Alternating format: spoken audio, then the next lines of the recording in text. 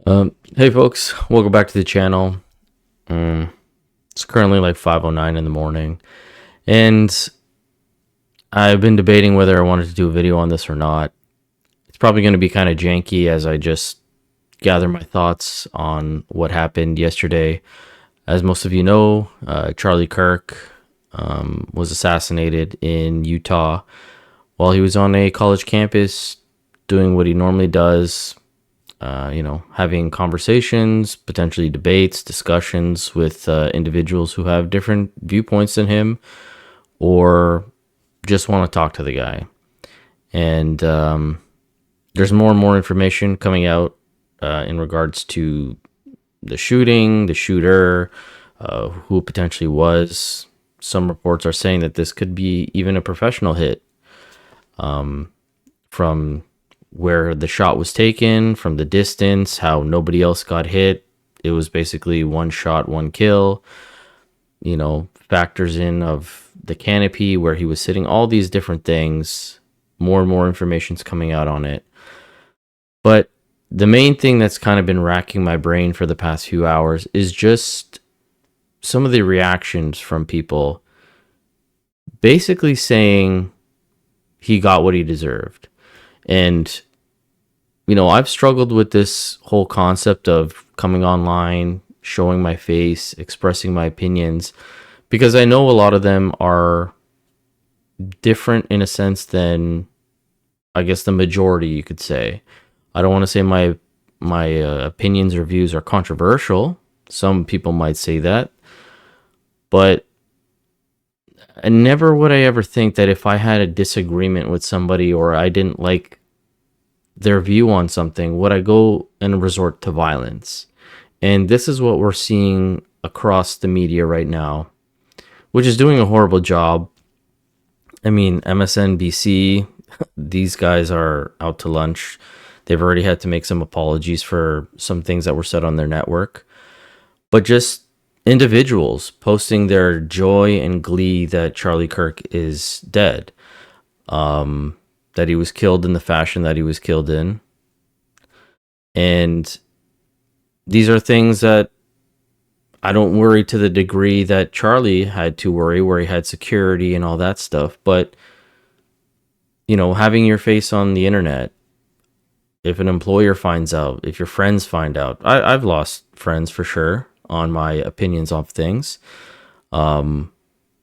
Even people in my sphere, like my wife has lost friends because, say, somebody stumbled upon my channel and they didn't like what I had to say. But again, never would I hope violence be the answer. And that is a risk that I run with people knowing who I am. There are times where I'd like to get more personal with my audience, just like Kirk kind of did.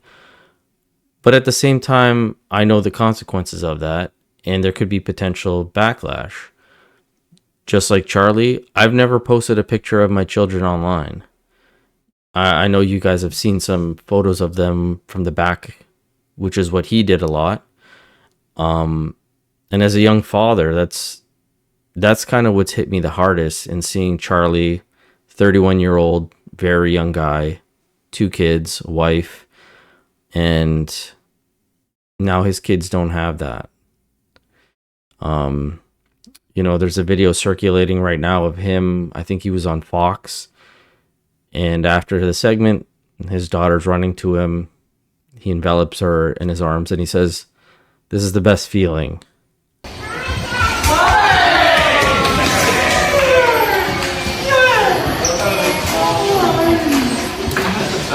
That is the best. And I mean, it's undeniable. And he's not going to have that anymore. Well, his daughter will not have that anymore. He obviously will not have that anymore. And again, I'm in no way, shape, or form in the same sort of position that Charlie is. But I know that feeling.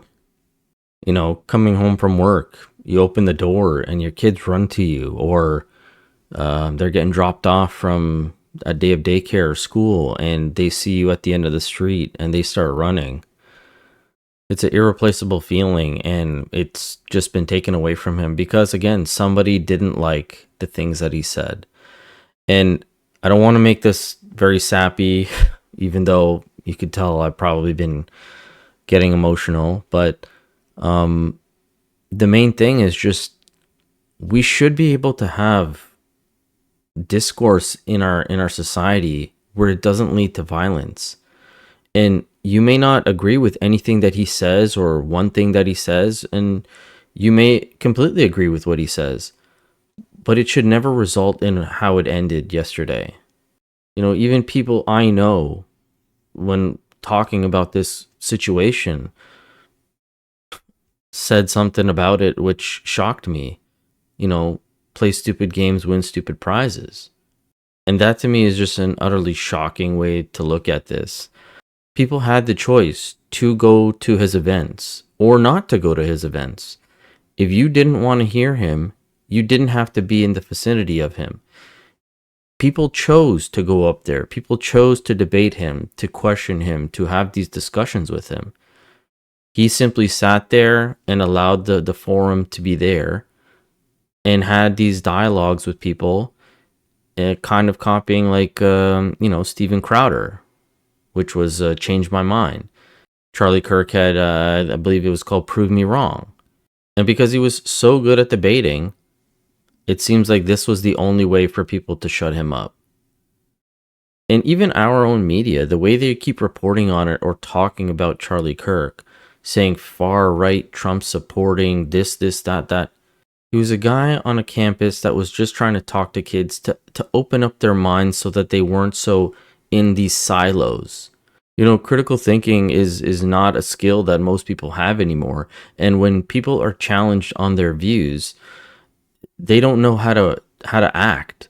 A lot of people seem to be married to their ideas, which is the wrong way to approach it. You should be willing to divorce those ideas, especially if a better idea is implemented or presented to you. You should be able to see the value in what other perspectives bring. But on colleges and universities, there's a hive mind mentality where if we agree on 9 out of 10 things, that one thing that we disagree on all of a sudden negates the other 9 that we do agree on, and I'm enemy number 1. And that's not how things should work. Do I agree with, everything that my friends say or my coworkers say or the people I know in my life? No. But simply because I don't agree with them, it doesn't mean I want to cause them harm or have them not be part of my life. It's just something that you work on. And you never know when there's going to be a turning point, which is what his whole premise was about, Turning Point USA. Now, I don't want to make this into a long thing. I just kind of wanted to express how I'm feeling. Don't know when the regular videos are going to be returning, as, all this stuff is kind of unfolding. But I'll just catch you guys on the next video. Thanks so much.